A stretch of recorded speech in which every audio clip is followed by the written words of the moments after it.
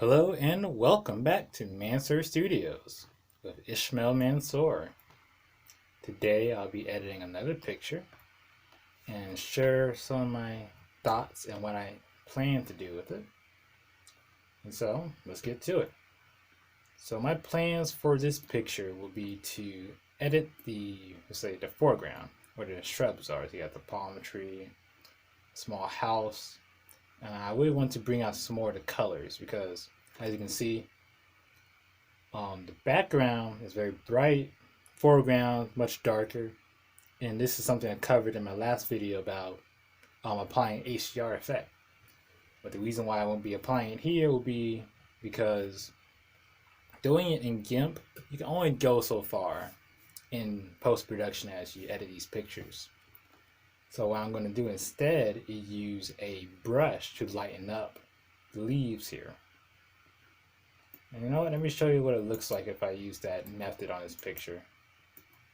So I duplicate my original picture about 4 times. And I set each layer to 50 opacity. Okay.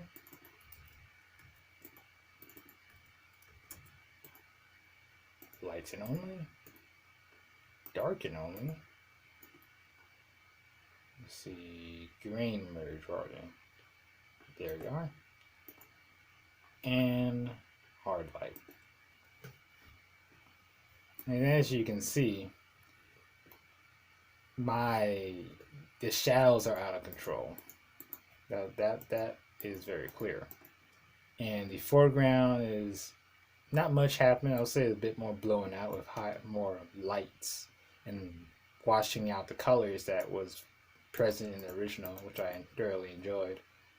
So I said lighten and darken only those instead because they don't really do too much, but if you ask me, I think it applies a nice tint to the picture.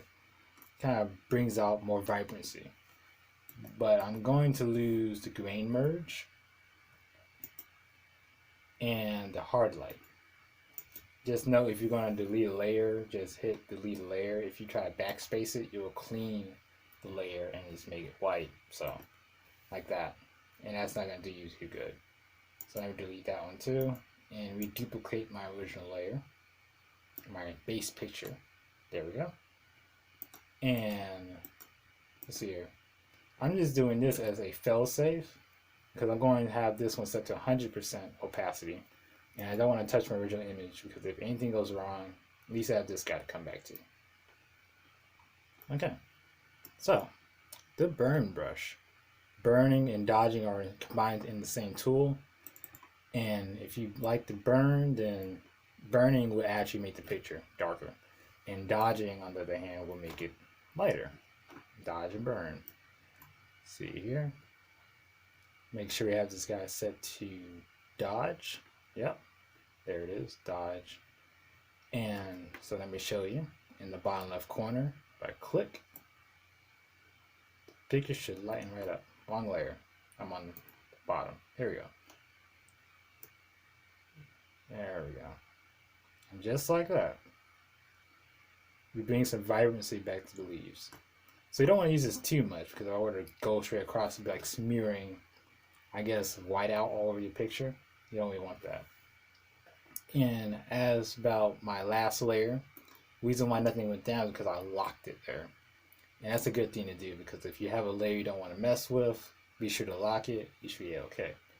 So let's get to it. We got this fellow here across the power lines. I don't want to color the power lines too much because then I think it'll become very clear that I'm applying and brushing up the picture. I want to look as natural as possible.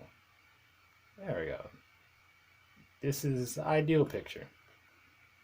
I do know there is a lot of debate regarding should you edit, should you not. I'll just say just edit to your best degree. See it right there. So what just happened here was that I brushed over a spot I already brushed. What I should have done is I should just held down my mouse and brushed the entire thing to add an even coat of dodging. Because once you lift up your mouse and you click again, you're essentially adding a second layer of dodging onto what you just did. And that's when things become a bit less pleasurable to look at. So while holding on, you see as I go over the spot I just did, it doesn't lighten it up some more. So I just hold down the mouse. Yeah, it's good. So here's another thing too. So as you can see, I'm lightening up the underexposed areas. And I notice it dodging works better when you have underexposed pictures, because when you underexpose a picture, there's generally more color saturated in there. So when you lighten it up, you still have some color to fall back upon.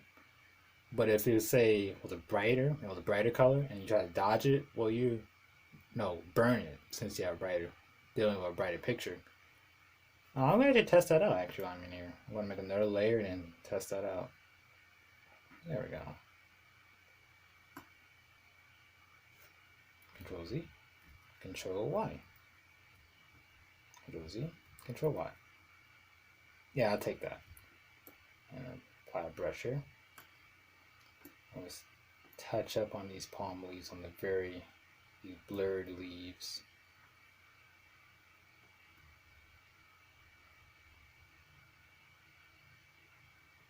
I like this.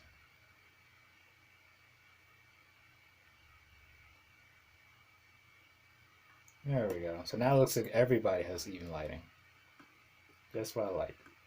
So now let's do a little experimenting, as I was saying about the burn tool. Burn is the opposite of dodge. There we go, burn. And let's apply it to one of the brightest parts in the picture, the clouds. So let's burn it. Yep. So it darkens the picture. You see more pinks coming out over the horizon. Not too harsh. Things can get a bit crazy with these brushes if you apply layer after layer after layer of burn. So it's best to just do what you need. So we'll do Control Z. Yep. It's also good to do this back and forth to make sure that whatever you're applying blends in naturally, because depending on the brush, this one here has a fade out automatically on it, but it helps it blend in. If your brush would say was hard on the edges, it's going to be very apparent in your final product.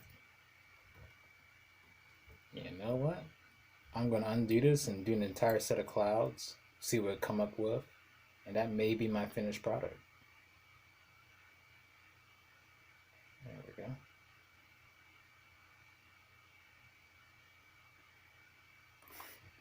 My toolbox was in the way. Bring this guy down. There we go.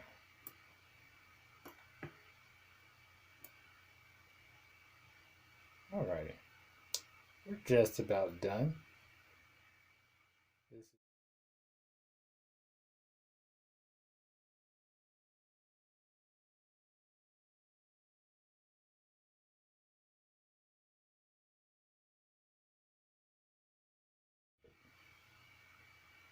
There we go. And stop. Control Z. Just double checking.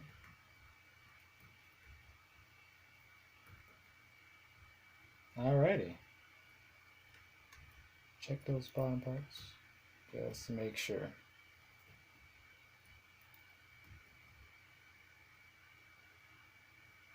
You know what? I think it's ready to go. Thank you to listening to Mansoor Studios. This is Ishmael Mansoor. Thank you for watching. See you later.